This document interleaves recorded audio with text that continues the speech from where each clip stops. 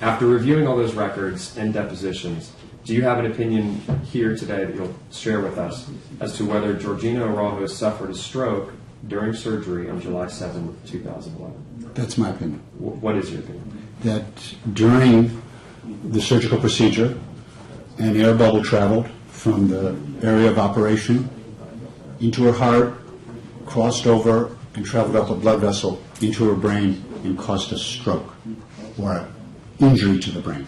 Do you feel that the air bubble entered from the pelvic veins? I do.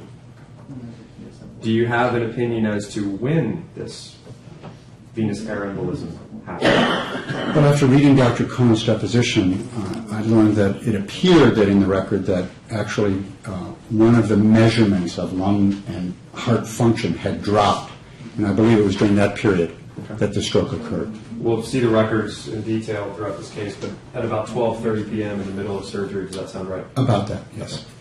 Do you have an opinion you're going to share with us here today that if timely intervention had taken place at that 12:30 time frame, whether her visual deficits could have been avoided completely or minimized?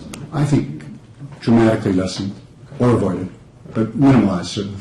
And we'll go through again in detail the timely interventions, but you have an opinion that if timely intervention had been taken at about 12:30 p.m. during surgery, that her injuries could have been lessened greatly or eliminated? Correct. And I review this in court, and we have to ask these questions, but do you hold these opinions within a reasonable degree of medical certainty? In other words, more likely than not? I do. Yes. All right. I want to orient the jury and myself, before we get into the details, with some terms, some definitions, if you don't mind. One of which is a venous air embolism.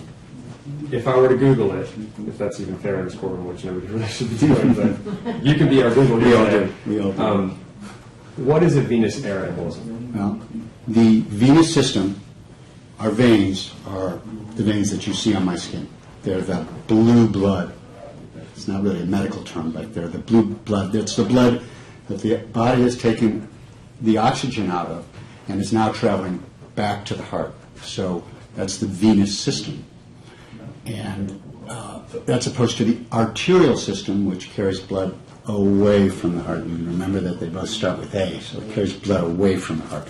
So the venous system is returning blood that's been used up, doesn't have oxygen in it, and it goes back to the right side of the heart.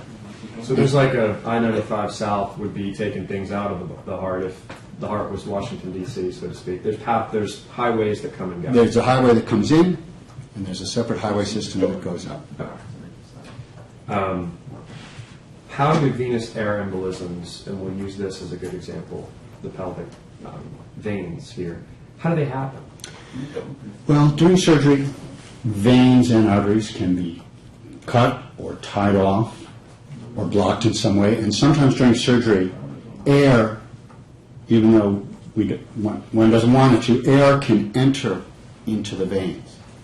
And if air enters the veins, it travels back where all the blood is going. And that's back to the heart. And that's called a venous, because it's in the veins, air, because it's air, and embolism, because it's traveling from a vein into the heart. Normally, and we'll get into the specifics here, but normally where would that leave the air? Where would it go to be deposited, so to speak? Well, our heart, all of our hearts, are two different sides, the right side and the left side. And typically, in life, veins come back to the right side of the heart. Okay? Veins from my head and neck and veins from my body. And then they go from the right side of the heart to the lungs, where they get oxygen. And then they go from the lungs to the left side of the heart. Now, once in a while, there's a hole in the heart. What's that called? Well, it can be called many things. In this case, I'm going to say a long term, it's called a patent foramen ovale, which we'll call a PFO, I think. We've flooded this courtroom with a lot of big words. So a patent foramen ovale, I lost my tab, but that's a hole in the heart that allows the left and right to communicate. Yes, typically allows the the right side of the heart to send blood where it normally doesn't go, and that's over to the left side of the heart not going through the lungs. Okay, so if an air bubble were to travel from the pelvic veins upwards, eliminating the, we'll call it PFO, eliminating the hole in the heart, maybe that's easier to say. Eliminating the hole in the heart, the veins would lead it back to the lungs. It would be deposited in the lungs.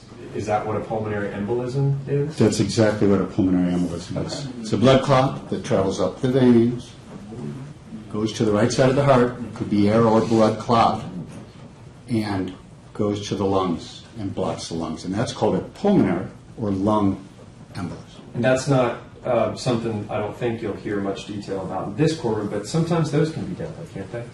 Yes, they can. Now, change gears a second here. What is the difference between visual acuity and visual field? My visual field right now, so I can see most of this courtroom. But my visual acuity is most commonly my central vision, when I'm looking right now. So I can see my hands waving, just like you could, but when I get them into my more central vision, my acuity, or my degree of good vision, becomes the best, and that's called visual acuity. So if you took a paper towel holder and you kind of looked through it like that, you'd probably check your acuity. Yes, or if you look straight at something, you're most likely measuring your, or using your best acuity or best vision. What is cortical blindness? Well, we refer to the brain in neurology as the cortex. So, someone pokes me in the eye and injures my eye. I've got eye blindness. I can't see in the eye. But if the area of the brain that gets vision and understands vision, sees vision, is injured, then I'm blind from an injury to the brain or an injury to the cortex. And we call that cortical blindness. So my eyes could still work, but the part of the brain that sees, that understands seeing, is injured, and that's called cortical blindness. Are we going too fast? No, I'll let you know. Thank you. So cortical blindness is a brain problem, not an eyeball problem? That's right. Okay. It's in the cortex.